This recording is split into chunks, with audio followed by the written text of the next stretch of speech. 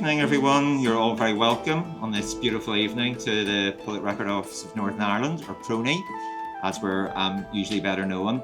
I am David Huddleston. I'm Acting Director of the Public Record Office and Deputy Keeper of the Records of Northern Ireland.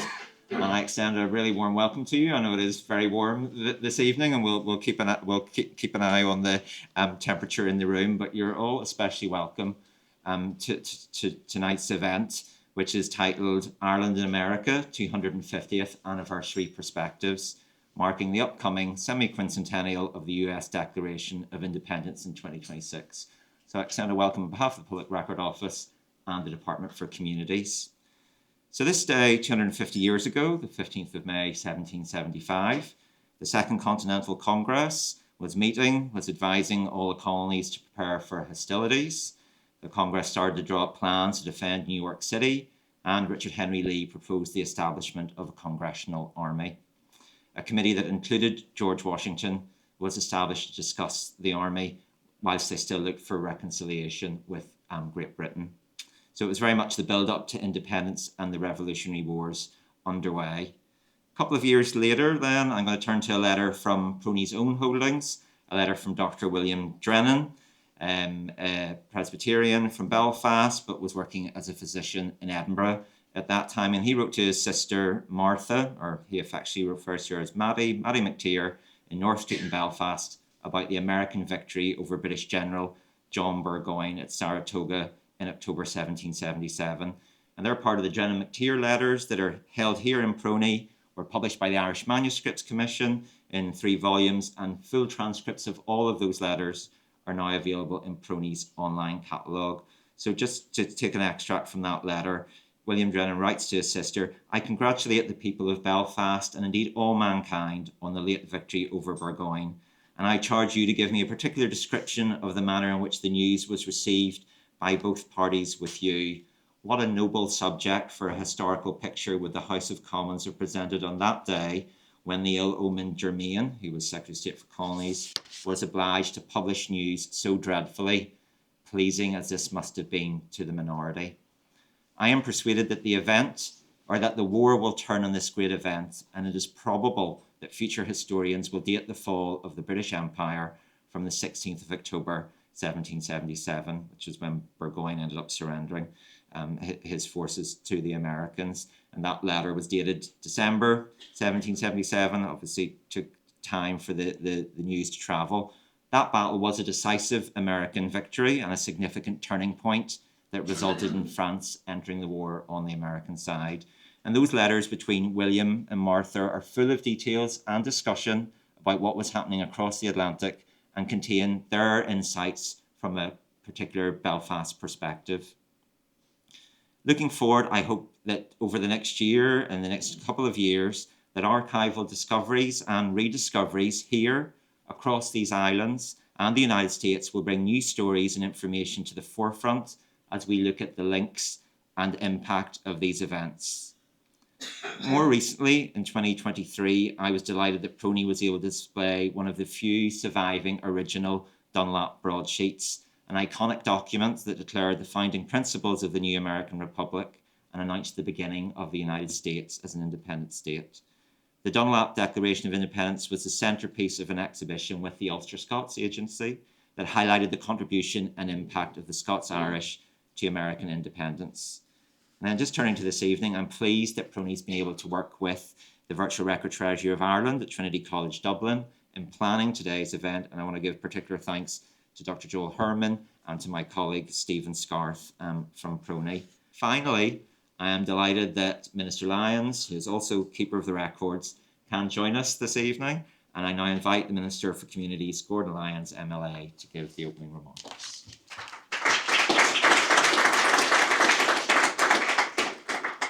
It's great to be here this evening and to welcome you to Ireland and America 250th Anniversary Perspectives. It's an honour to launch this event, the first in a programme led by the Department for Communities to celebrate the 250th anniversary of the United States Declaration of Independence in 2026. I'm also delighted that the US Consul General James Applegate is here with us this evening. James, can I thank you not only for being here, but for all of the work that you do on behalf of the United States. And he works very, very hard. We bump into each other frequently because he is out and about throughout communities in Northern Ireland, and we're grateful for his work and for his friendship. So thank you very much for being here this evening. But of course, the semi-quincentennial is more than a milestone. It's a chance to shine a global spotlight on Northern Ireland's unique role in shaping the United States. From the rugged shores of Ulster to the new frontiers of America, Ulster Scots and Irish migrants left an incredible mark. They helped to forge a nation, contributing to its government, its civic life, business and culture in ways that still resonate today. And consider the signing of the Declaration of Independence in the Pennsylvania State Capitol now, Independence Hall, which I've been to a number of times, and think of what it must have been like during those hot summer months as all of those men gathered together to sign that document. And at least 5 of its signatories, Thomas McKean, James Smith, George Taylor, Matthew Thornton, and Edward Rutledge had direct Ulster roots, some of them being born here in particular. And I think of John Dunlap as well from Strabane, County Tyrone. He printed the first copies in the days that followed its signing, while Charles Thompson from Upperlands in County Londonderry, he was the secretary to the Continental Congress, and he also designed the Great Seal of the United States. And I'm now told that remarkably 20 US presidents trace their lineage to Ulster Scots heritage. When I was out in America a few months ago, PRONI had been informing me that we had 17 presidents. We've gained 3 over the last few months. Who knows how many there will be by the time we reach the 250th celebrations next year. But that is impressive. And they're not just historical facts, they're stories of courage and ambition and legacy that connect us across centuries and across continents. To honour this shared history, my department is rolling out an ambitious programme of lectures, exhibitions, conferences and document exchanges between Northern Ireland and the United States, and that will be backed up by £250,000 worth of funding. And these initiatives will bring our past to life and strengthen the bond between our nations. And I'm especially proud that this first event is being hosted by PRONI, home to thousands of documents that tell the personal stories of those who left Ulster for America. But tonight's event is held in partnership with the Virtual Record Treasury of Ireland and esteemed institutions like Trinity College Dublin, the National Archives of Ireland, the National Archives UK and the Irish Manuscripts Commission, and that sets the tone for what is to come. And our distinguished speakers will, I have no doubt, explore the rich, complex history of Ireland and America. But as we approach the 4th of July 2026, let us seize this moment to celebrate our shared heritage, to deepen mutual understanding and build new bridges between Northern Ireland and the United States. And I want to invite you all to engage with this programme, attend an event, explore an exhibition, or share your family's own story. Because together we can ensure that this anniversary allows us the opportunity of not only hearing the stories of those who left this land, but we can also ensure that we leave a lasting legacy for generations to come. Thank you very much.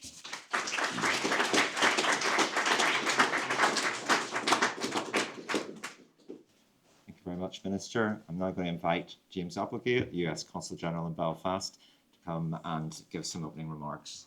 Thank you, James. Minister Lyons, distinguished guests, it's an honor to join you here this morning on what I'm sure will be the first of many exciting events over the coming year. America 250th I know by Northern Irish standards and Irish standards that's brand new, but we're very excited about it, so please humor us. To the Minister, to your staff, the Department of Communities, and to the team here at the Public Records Office, thank you for everything you do to preserve and to celebrate our shared history. This is a story worth telling, and the Minister will be pleased to hear me say that much of it began in East Antrim. I know you love everywhere equally, but let's be honest. 308 years ago this month, the wooden ship made her way out of Larne Harbor. It sailed up the Antrim coast and charted a route across the Atlantic. Details about the vessel are sparse, but what we do know is that the Friends of Goodwill limped into Boston Harbor in September of 1717. Its arrival marked the first recorded emigrant ship from Ulster. The 52 men and women who sailed on her left their homeland for the promise of a new opportunity and a better life. And over the course of the 18th century, 250,000 people from this small corner of Ireland sailed westward in their wake. It was a perilous 8-week journey, but for those early waves of immigrants, even greater challenges were to come. Shunned from the cities, they followed paths over which Native American Indians had hunted and traded. Their backgrounds were humble, and their accomplishments were extraordinary. The rugged determination that built their homes and communities would also play a profoundly important role in the evolution of the United States. Bitter experience of religious discrimination and economic deprivation shaped their disdain for oppressive central authority. It also galvanized their support for the principle of egalitarianism. So when conversations across the colony turned to the rights of individuals and the role of government, there was one direction of travel. Over 3/4 were persuaded that their interests would be best served by breaking the constitutional link with the old country. At the outbreak of the Revolutionary War in 1775, around 20% of the white population across our 13 colonies were Scots or Scots-Irish. Anywhere from 1/3 to 1/2 of the Patriot Army came from that diaspora. Sometimes described as the fiery core of the revolution, these pioneers were activists, in the militia and uncompromising champions in our trajectory towards independence. As you just heard from the Minister, our declaration was handwritten by Charles Thomson, printed by John Dunlop, and given its first public reading by John Nixon. All were Scots-Irish. Many others from these shores were signatories. I hear a different number every time, so we're going to have to get this nailed down before July 4th of next year. From its earliest days, people from this part of the world shaped and molded the United States. But that is only the start of the story. Over the subsequent centuries, successive waves of immigrants from this region left an indelible mark on American identity. Things that before I took this position I would have thought of as quintessentially American, like moonshine, like bluegrass music, like marching bands, all trace their roots back to here. It's a story that not enough of my country people know enough about. The Northern Ireland Executive and Minister Lyons specifically deserve immense credit for ensuring that this region's important role in shaping America's story will not be forgotten. I can attest to his efforts across Washington, D.C. last March and what he achieved, not least a memorandum of understanding between his department and the America 250th Commission. So, Minister, as you launch and spearhead a series of ambitious initiatives across Northern Ireland, over the coming months, thank you again for promoting our shared heritage. While retrospective, these efforts will also help shape future collaborations and partnerships. To the panelists here tonight, thank you for everything you do to preserve, to protect, and highlight our historic connections. I'm sure this symposium will be a productive one, and I thank you again for allowing me to be part of it.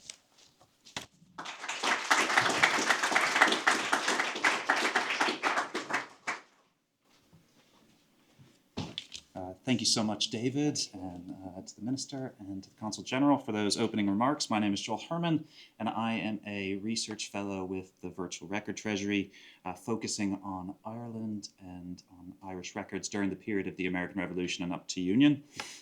The Virtual Record Treasury is an all-island and international research program supported by the Irish government, and it's working to digitally reconstruct a magnificent archive, the Public Record Office of Ireland in Dublin, which was destroyed over 100 years ago at the Four Courts. And we're delighted to be collaborating with PRONI, one of our 5 core partners in this event, and it's also my great pleasure to introduce our keynote speaker this evening. Ian McBride is a leading voice in Irish history. He is Foster Professor of Irish History at the University of Oxford and has written widely across a number of periods. and on a number of different topics. Much of his work is focused on the history of 18th century Ireland, including his book, Scripture Politics, which spoke to the complexities of Presbyterian radicalism towards the end of the 18th century, particularly from the outset of the American Revolution and up to the 1798 rebellion. More recently, he's turned to Jonathan Swift and Empire in articles in Past and Present and 18th Century Ireland, and he has other work forthcoming on the subject. His survey, 18th Century Ireland, the Isle of Slaves, is the perfect starting point for somebody who would be interested in gaining a better understanding of the period. And he's soon to return to a project on the penal laws, and it's going to change our understanding of the penal laws, I think. But tonight, as we reflect on the connections of the Irish and American past and the entanglements of Irish and American past, he's going to speak to us about Ulster, Ireland, and the American Revolution, and I very much look forward to hearing what he has to say. Ian, over to you. Thank you.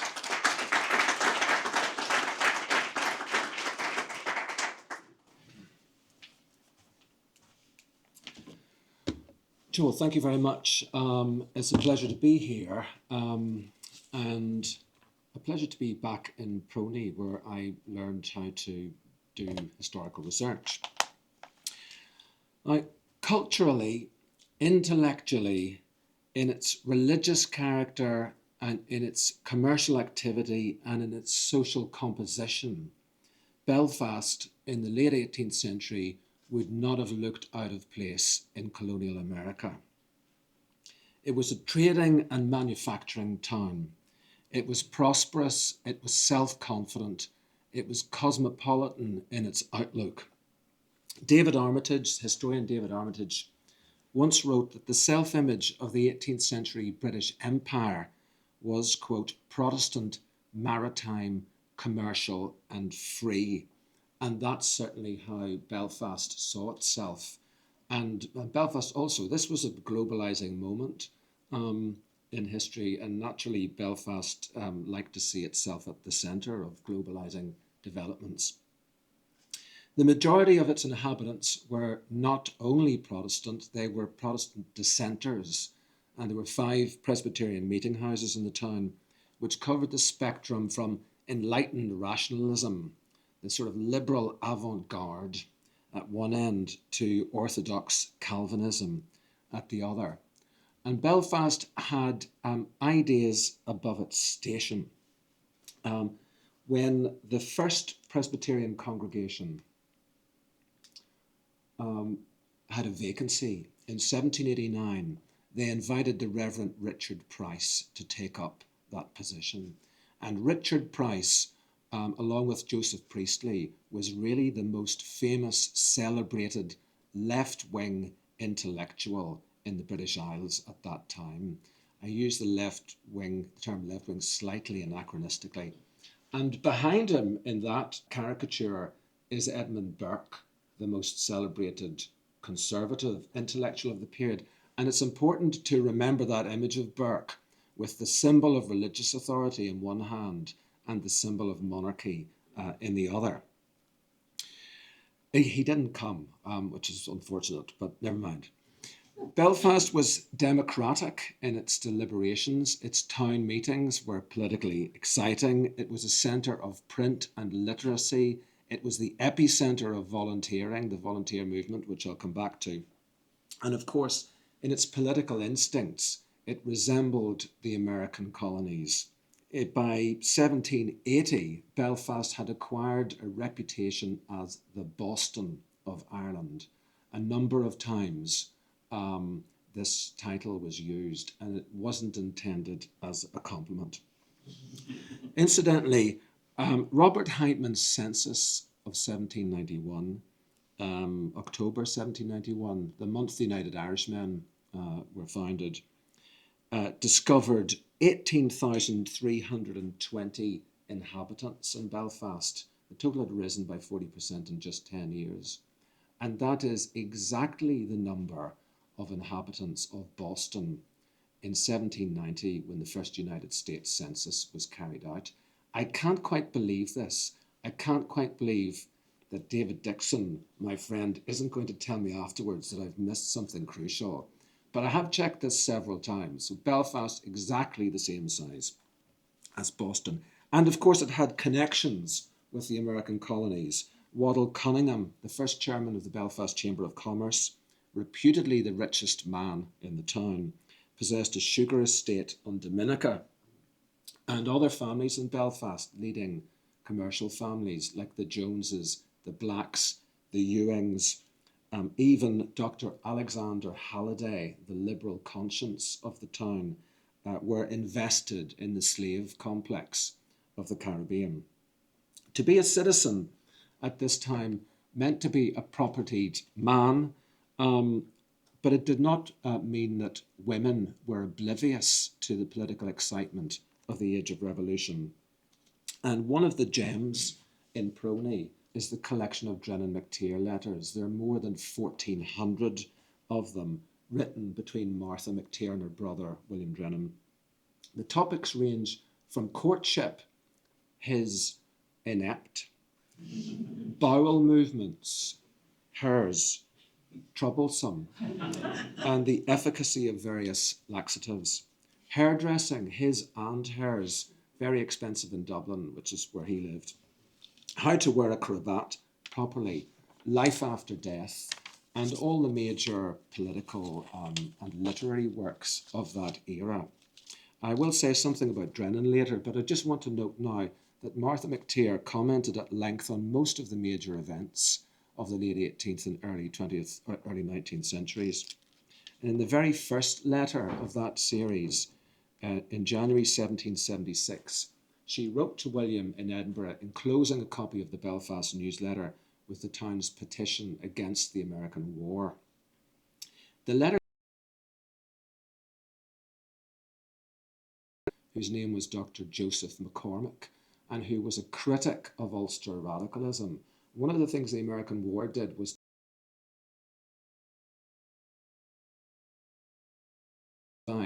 but the Scots, at least the established Scots Presbyterians, were pro-government, and the Ulster Presbyterians were mostly anti-government. Martha McTeer referred to McCormick as a man hackneyed in servility. In Belfast, she noted approvingly, political affairs were treated with manly freedom. She said, though she was not well qualified to write on the subject. And in the early letters, she often says that, well, I'm not really qualified to talk about politics. But in the next letter, she recommends Richard Price's book, Additional Observations on the Nature and Value of Civil Liberty and the War with America, before asking what weak, quarrelsome, proud female could have made a more wretched figure in politics than the king and his ministry have done. Now, I'll return to the Boston of Ireland a little bit later and to its citizens, but I want to say something first of all about how Ulster impacted the American Revolution, and then flip the lens the other way and look a bit at how the American Revolution reverberated in Ulster. And some of this is about ideas, because the American Revolution was a revolution of the mind. It was a revolution of the imagination. So it's important to come to terms with the ideas that were involved. So, to be accepted as legitimate, our constitutional arrangements must be based on popular consent. That's an idea that goes back in the English-speaking world, goes back to the 17th century, to the English Civil War, to the Glorious Revolution, 1688. It was championed in the 18th century by a number of reformers and radicals who were sometimes known as Commonwealth's men, Commonwealth being another word for republic, but also a word for state. It means both things. Among the boldest of those political writers was Francis Hutcheson, the Scots-Irish philosopher, who taught that the only just means of establishing a government was by a voluntary deed of the people. That's the way that he put it. Hutcheson was a hugely charismatic lecturer at the University of Glasgow, which was a major centre of the European Enlightenment. His students included the pioneering political economist Adam Smith, who was inspired by Hutcheson to study the science of man, as he called it, which included, of course, the analysis of economic behaviour. And next year is also the 250th anniversary of the Wealth of Nations. Around a third of the students in Glasgow at that time were Ulster Presbyterians, excluded from Trinity College Dublin because of their denomination, their refusal to conform to the established church, and described in the matriculation album at Glasgow as Scoto Hiberni, the Latin term for Scots-Irish. Now, Hutcheson regularly visited his friends and relatives in Ireland. Most of them were clergymen of the New Light persuasion, New Light Presbyterians, self-consciously progressive thinkers like John Abernethy and James Ducal of Dublin, and the Reverend Thomas Drennan of Belfast, of the Rosemary Street First Belfast congregation. His closest friend was his cousin William Bruce, a bookseller in Dublin, and the manuscript of Hutcheson's magnum opus, A System of Moral Philosophy, was circulated among his friends and former students for criticisms and comments. And I was just looking today at some of the correspondence between Hutcheson's relatives about this. They were raising subscriptions to have the work published, and in some cases they changed what he'd written, which I don't think anybody has really appreciated yet, but the correspondence is here. Hutcheson inspired devoted followers. In Geneva, one of the Bruce family was dismayed to find the inhabitants, I quote, equally ready to embrace the doctrines of Mr. Hobbes as those of Mr. Hutcheson, Hobbes being the much more important philosopher and formidable philosopher, but politically on the wrong side, a defender of absolute government. And that letter is here. In The Hague, Archibald MacLean, originally from Monaghan, convinced a French cleric to translate an early textbook of Hutcheson's entitled The Compend into French. At the College of Philadelphia, the Vice Provost, Francis Allison, who was born in Donegal, recycled the Compend, the same textbook, in his lectures, almost word for word. Many of Allison's pupils would become politically prominent during the American Revolution. 2 signed the Declaration of Independence. No inflation there. They definitely did. There were 2 of them. And 4 were members of the Continental Congress. In Ireland itself, when William Drennan, the founder of the United Irishmen, was tried for sedition in 1794, he invoked the same radical dissenter heritage in defense of his political conduct. And he said, I am the son of an honest man, a Protestant dissenting minister in the town of Belfast, the friend and associate of good, I may say, great men of Abernethy, of Bruce, of Ducal, and of Hutcheson. By the 1790s, by this point, Hutcheson's themes, the necessity of popular consent, the right to resist tyranny, and so on, had been turbocharged by the drama of the American and the French revolutions. Now the people stood in direct confrontation to the pillars of the old order, and the pillars of the old order were monarchy, aristocracy, but also the church, the principle of established religion. The Anglican Church was woven into the political fabric of the nation. In that situation, dissenters were inevitably suspect, politically suspect.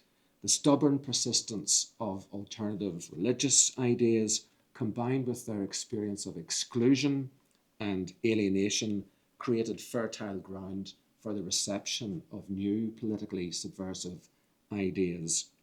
As they took up the cause of Irish independence in this period, the radical dissenters eventually began to re-evaluate their attitude to the Catholic population also. And of course, in October 1791, the Society of United Irishmen in Belfast issued its manifesto calling for a cordial union among all the people of Ireland. The political message of the United Irish movement was Hutcheson on steroids. The system of moral philosophy contains a chapter entitled How Bodies Politic Are Constituted. And what that means is how political society comes into existence. Hutcheson says this can only be by some kind of contract. And in a pivotal paragraph, he explains that the civil power is formed by three separate decisions taken by a whole people. So there are three contracts. This is quite a distinctive view. One, we must all agree, each one of us with all the rest, that we are a people. The first thing we have to do is agree that we're one society, because then we can accept majority rule. If we don't agree we're one society, that doesn't make any sense. So first we agree we are one people. Secondly, the whole people must agree a form of government, some political structures. And there you can imagine a constitutional convention of the kind that gathered in Philadelphia in 1787. And then three, a mutual agreement between the people and the government that we will obey them in return for them carrying out their administrative duties.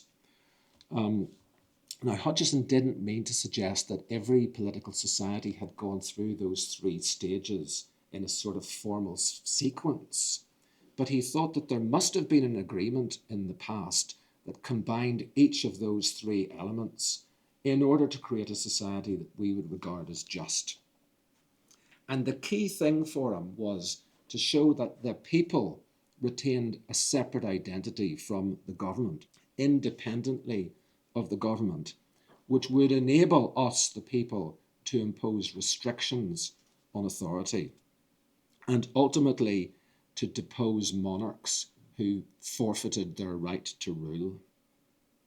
And this was something that Hutcheson was particularly keen on. So the object of the state is that we combine our resources in the interests of the general happiness, the phrase that he used. Furthermore, if a nation should find that the constitution it has designed doesn't work, if it's detrimental to the public good, then we have the right to revoke the powers we've given to the government and remodel the political system as it sees fit. Now, contemporaries regarded Hutcheson as a particularly unflinching proponent of this idea, the right of resistance. And this was true. One student recalled that he possessed, quote, the magical power to inspire students with a love of virtue and, quote, an abhorrence and contempt of tyranny and tyrants. He venerated the Glorious Revolution, the revolution that brought William III to the throne, as, quote, this is another former student speaking, the unanimous voice of a free and independent people throwing off the oppressive yoke and dethroning a tyrant who had forfeited his right to rule them. I don't know if many of you know what Rate My Professor is, just a thing that you have in the United States. Hutcheson would have scored very highly on Rate My Professor. Now, Hutcheson dominated the university curriculum in the 18th century in North America, but also in the dissenting academies that were established in the north of Ireland. In Philadelphia, Francis Allison's pupils faithfully recorded in their notebooks the precise three steps by which a constitution was arranged. And I won't read this out now because we don't really have time, but they're there in the same order. And this is a student notebook from one of Allison's students, which is in the University of Pennsylvania library. So we know that this stuff was being taught very, very directly in North America. We know that Allison's students were told that they retained the right to rebel against governors who violated the fundamental laws. We know that although conservatives warned, if you teach this kind of thing, it's going to promote disorder, might even incite rebellion. And Allison's response to this was Hutcheson's response, almost verbatim. And that was, the history books are full of examples of societies being trampled over like slaves, but there are very few examples of revolutions. And you have to wonder whether he turned those words over in his mind in 1775, because that year Allison was chosen to pen a letter from the Presbyterian ministers of Pennsylvania to their brethren in North Carolina, urging them to defy the British Empire and comparing the rebellious American colonists to, I quote, our forefathers that fought for liberty at Londonderry and Enniskillen in James II's time. So, and Allison is an important figure in mobilizing Presbyterian support for the revolution. Now, up to 1776, the story of how political communities came into existence was a thing of philosophy treatises. It belonged to that sort of abstract discussion, what people at the time called the state of nature. What had happened? It's a kind of thought experiment. What would happen if there was no government? What was it like in the primitive past before we accepted that we all should obey a common authority? But the publication of the Declaration of Independence, by which the 13 colonies claimed the right to become free and independent states, transformed the political horizon. Here is one of the more revolutionary passages of Hutcheson's textbook,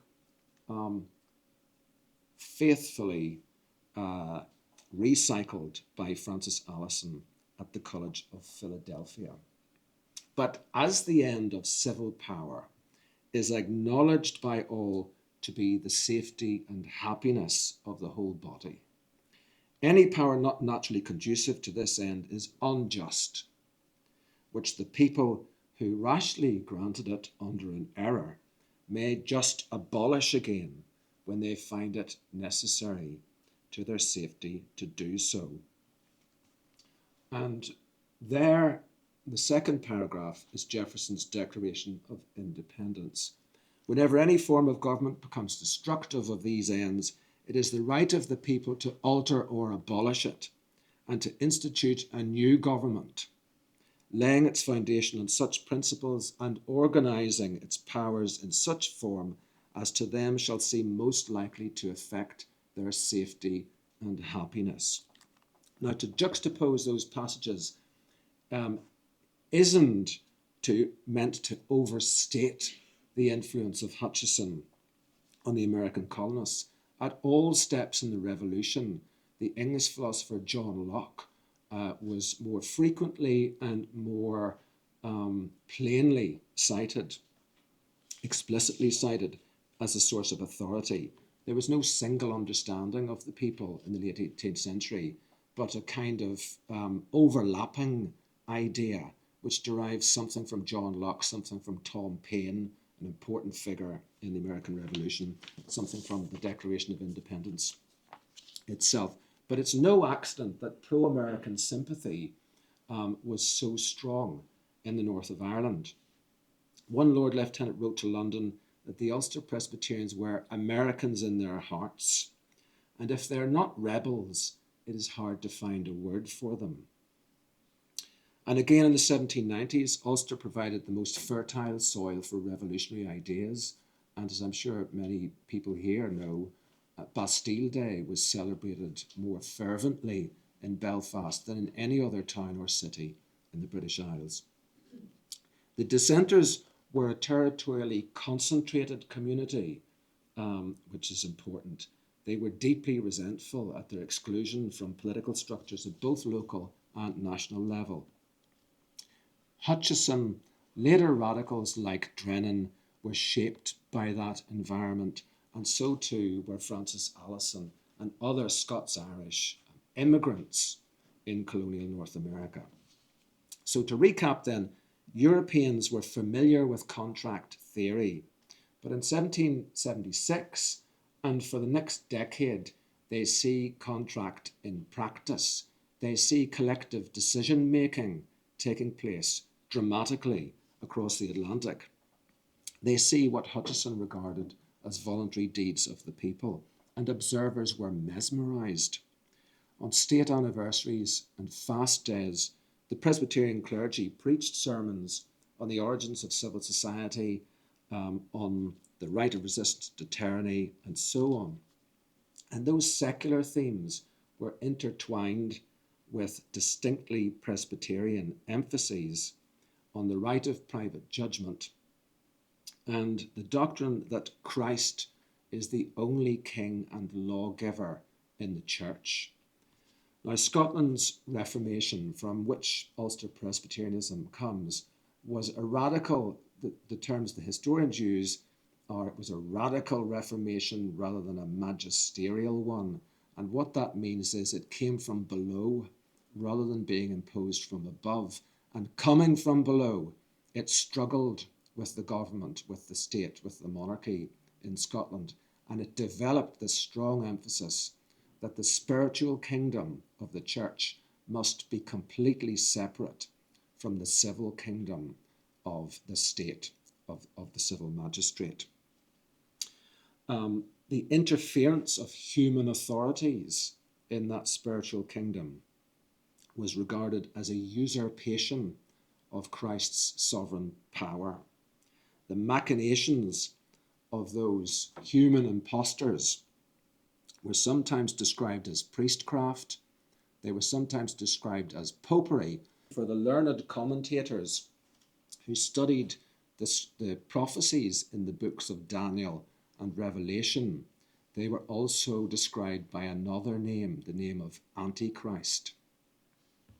And the key to understanding the seismic impact of the American Revolution and the French Revolution in the north of Ireland is that they transformed both the civil and the religious spheres. They're not simply about government in the sense that we understand it today. So in May 1771, here's another PRONI letter. It's from Thomas Clark, who was a seceder, Orthodox Presbyterian from Cahans. Patrick Duffy will know whether I'm pronouncing that correctly.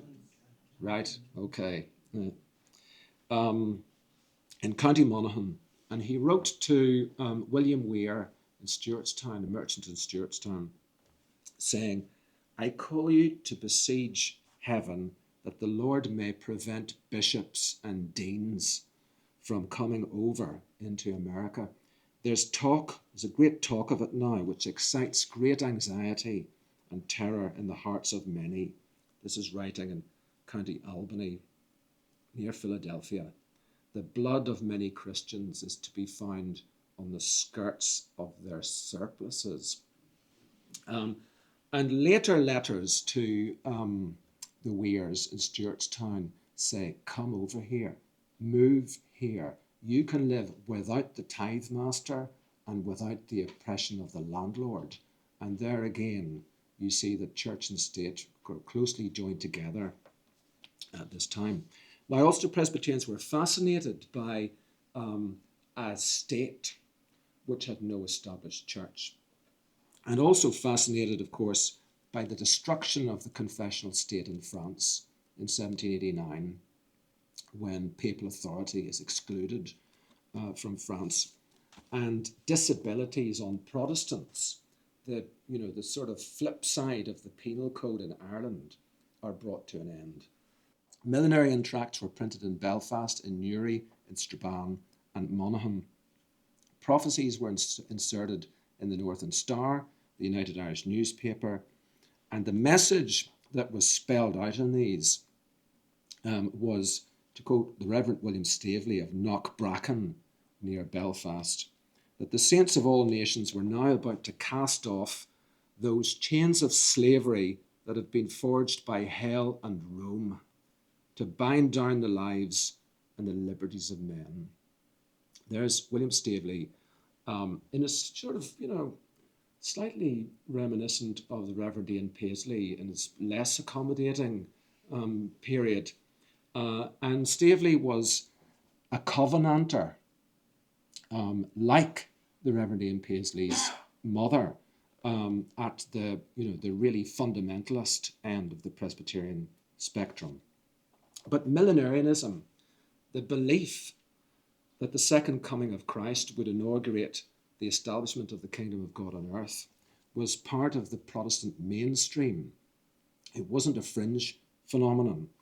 The dominant tendency in Ulster Presbyterianism was the New Light faction, whose members refused to subscribe to any confession or creed because it restricted their right of private judgment, because all confessions and creeds were human, not divine. But that emphasis, which went back to the Reformation and the original Reformation principles, was also filtered through the Enlightenment. So the Reverend Samuel Barber of Rathryland, who published 2 attacks on the Church of Ireland in 1787, inspired partly by the Virginia Statute of Religious Freedom, denounced the whole idea of a state religion as completely alien to the teachings laid out in the New Testament. Barber claimed that the tithe system, which funded the established church, was socially unjust and a hindrance to agricultural improvement. On the latter point, he quoted from The Wealth of Nations, the book published by his professor at Glasgow, Adam Smith. All New Light clergymen condemned the use of compulsion by the state in matters of religion. The interesting thing about Barber is he was the first person to say Catholics under the penal laws are also victims of persecution. And this is a very important moment. And it was Barber who preached the inaugural sermon to the General Synod of Ulster in 1791, in June 1791, telling them that what is happening across the Channel in France has been foretold in the scriptures. And if you want to understand, in other words, what is happening on the European continent is the fall of Antichrist. And if you want to understand the future, what's going to happen in the future, Barber suggested, turn your eyes westwards to the expanding American Republic, where every man worships God as his conscience directs. In Belfast in the same month, an inner committee of the town's volunteers was organising a spectacular parade for Bastille Day. And this is the point where William Drennan circulates his Irish Brotherhood paper, a short pamphlet calling for a conspiratorial club, which will be called the Irish Brotherhood. Now, Drennan was now a medical practitioner in Dublin. He was a dreamer, and here he is looking like a dreamer, a dreamy poet, which is what he was. His republicanism was of the neoclassical kind. It blended admiration for the austere virtue of the Romans with the transparency of Jean-Jacques Rousseau, the Genevan philosopher. Drennan was obsessed with oath swearing, not swearing, but taking oaths. And I'm not quite sure why. I mean, it was in the air in the late 18th century as a sort of symbol of male Republican solidarity. And in 1781, he published an anonymous address to the volunteers of Ireland, which recommended an oath to be taken annually by the volunteers, pledging themselves to maintain with their lives the power of making their own laws. And there's a line from that oath to 1791 to the paper he circulates then that says, "We will take an oath," which becomes the test of the United Irishmen. In the late 18th century, as so often, war was the instrument of mass politicization, and the background for this is the raising of the independent army of Irish volunteers, concentrated in Ulster, formed to protect Ireland when British troops had been transferred to the American colonies. So I said at the beginning, the American Revolution is a revolution in the mind, but in Ireland it's also a revolution in political relationships, because the experience of these citizen soldiers being mobilized really changes political life. They draw up their own articles of association. They draw up addresses to their reviewing generals, which become occasions for political debate. They go to meeting houses and listen to dissenting ministers preaching sermons of the kinds that I've been describing earlier. And eventually all of that ferment culminates in a convention held in Dungannon in 1782, which pressurises Britain into granting legislative independence to the Irish Parliament. Why Dungannon? Because it was the central point in Ulster. That was the reason that was given. But I wonder if there was some sort of reference to the O'Neills there. I'm not sure. Drennan chose one of his volunteer mottos as the title of his Brotherhood paper. And the motto was Idem sentire agere dicere, which loosely translated means think, act, speak as one. And in this he proposes something like an alliance between the dissenters and the Catholics, though it's rather muted at that point. It's renamed the Society of United Irishmen, and defending it to a sceptical friend, he contended that the intermingling of sects was the best method of enlightening the gloomy mass of Catholicism. Not quite the sort of upbeat message that you might expect from the founder of the United Irishmen, but there it is. Now let me try and pull this together by way of conclusion. The notion that all political power rests ultimately with the people is a relatively recent one for me. 3.5 centuries ago, I mean, from my perspective, 3.5 centuries ago, the dominant view among English speakers was that legitimate political power was invested in hereditary monarchs who ruled by divine right. That was the ideological position that Francis Hutcheson set out to demolish. The paradigm for the old belief system was located in the book of Genesis. Surely God had appointed Adam to rule over Eve and their children. That was the underlying ideological principle of the old system. The structure of political life was regarded as morally justified because God had authorized it, not the people, but God. Such views were held as confidently and unthinkingly as our own notions about the superiority of democratic government, although maybe we don't hold that unthinkingly so much. Perhaps in the next century, our faith in popular sovereignty will be regarded as a historical curiosity, rather like the divine right of kings, something that history undergraduates are asked to make sense of in their essays.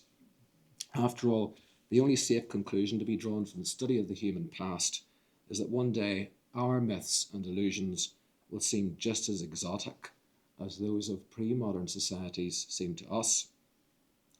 One of the problems posed by Drennan, the founder of the United Irishmen, was who are the people? That's what he asked in June 1791. And he meant, obviously, our Catholics to be entrusted with the franchise. Does the Irish people include the Catholic majority? And the Protestant reformers rather assumed they would dictate the terms of assimilation for Catholics. So there was the religious question, who are the people? There was a gender question. Drennan was the only United Irishman to consider the possibility that women should exercise the vote. In 1793, they produced their plans for parliamentary reform, and only one United Irishman hesitantly broached this view. The Declaration of Independence itself struggled with related questions of inclusion and exclusion. It spoke on behalf of one people, but who exactly did Jefferson have in mind? Certainly not the merciless Indian savages who are described later on in that document. Nor did they mean the 500,000 people in the new United States who were enslaved. The modern notion of self-determination, inspired partly by the American Revolution via President Woodrow Wilson, raises another one of those questions. Who is the self that determines? What happens if there are two selves intermingled in the same political space, and what one of them determines is not the same as what the other one determines, which is a problem that people in this room are old enough to remember, in many cases, I think, being a big issue in Ireland. So none of those theorists, incidentally, thought of the people in terms of culture or ethnicity or nationality. All of that came much, much later. So democracy, which we think of as a solution to political problems, in many cases is a way of reframing political problems. In our efforts to improve democracy, which is not enjoying a moment of peak health at the moment, it's worth understanding better what happened in Boston 250 years ago and what was happening in the Boston of Ireland, whose inhabitants Wolfe Tone called sincere and enlightened Republicans. Thank you for your attention.